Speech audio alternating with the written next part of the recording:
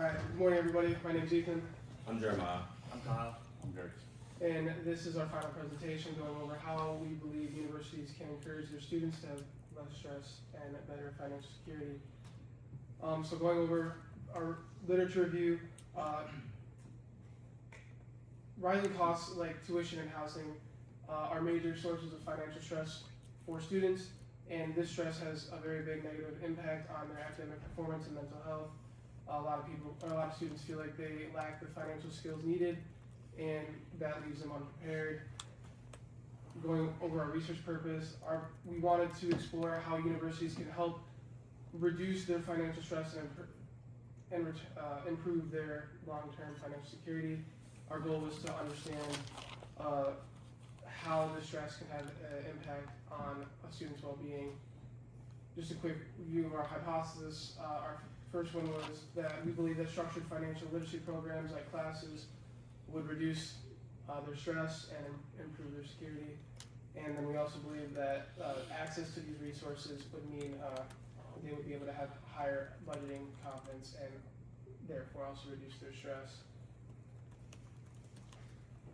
Our independent variable was the university support programs, and then our dependent variable was the student stress levels that they reported, and then their understanding of their financial security. Well, when we did our research, we did our survey through Qualtrics. We focused on trying to find those financial stress levels and figure out how aware they were of the financial resources that were available to them, and then their preferred forms of support. We targeted students between the age of 17 and 25, and we used methods of stratified sampling, grouping people into their age, background, and gender. And then we used convenience sampling to try to get as many participants as we possibly could, and then used random sampling in order to make sure that all of our participants were selected fairly. Our goal was 300 students. We were able to get, I think, around 222. So, as we all know, financial stress is becoming one of the biggest challenges college students faces today. So the main research question that we kind of focused on was, how does financial stress affect college students' academic performance, mental health, and financial confidence? We also looked at a few supporting questions to help us understand the issue of students more deeply. Supporting focus areas was, how often do students feel overwhelmed by financial pressure? Which expenses cause the most stress? Do students feel supported by their universities? And what financial resources would they use if the school would provide them? So I want to talk about the survey design, as we just talked about, we use Qualtrics, I guess how you say it. But first page, we had disclosures basically saying that you can stop at any time when you want to, you can skip any questions. But we did have demographic questions, basically saying gender, ethnicity, employment, which we did have part-time and full-time, which we'll talk about later in the presentation. Which we put that in the middle of our survey, because we did have easier questions for our financial security questions, which are agree or disagree questions. They're kind of straightforward, kind of easier, and when we get to our demographic questions, straight easier, but when we get to our score or experience, it's more challenging, more personal, so we did have less participants answer those if they didn't feel comfortable answering them. Our next was our survey participants. We got, our goal was 300, we got 211. Our useful data was 173. It was mainly white Caucasian participants in our survey. 85% were college students, and 66 were actually employed part-time or full-time, which I think it was like 40% part-time, 20%, something like that. Part-time and full-time, sorry. For our analysis, we did descriptive results. Our first question was, over the past month, how often have you felt overwhelmed or stressed by your academic workload or financial concerns? which I do feel like this depending on the age. Honestly, I think our age was like 20, 24, 20 something. It was like 20 years of age, which me personally, I had a lot of exams this past month, so I definitely felt overwhelmed. So I definitely understood why the percentages are where they are. For our question 17, it says, how often do you worry about being able to pay your student loans? Which I also think, it depending on the age, in 20s, it's about that time to think about jobs and all the stuff that adults have to worry about, especially if you're not about to graduate from college. So when we look at the T-chart, our results told us that when we looked at the confidence that between male and female, the males reported that they had significantly higher confidence in managing their money than females did. Funny enough, this was when it came to the satisfaction with their current financial knowledge, we had the biggest difference between males feeling that they were more satisfied with their financial knowledge. When it came to paying off student loans, females reported worrying more about their loan payments more often than males.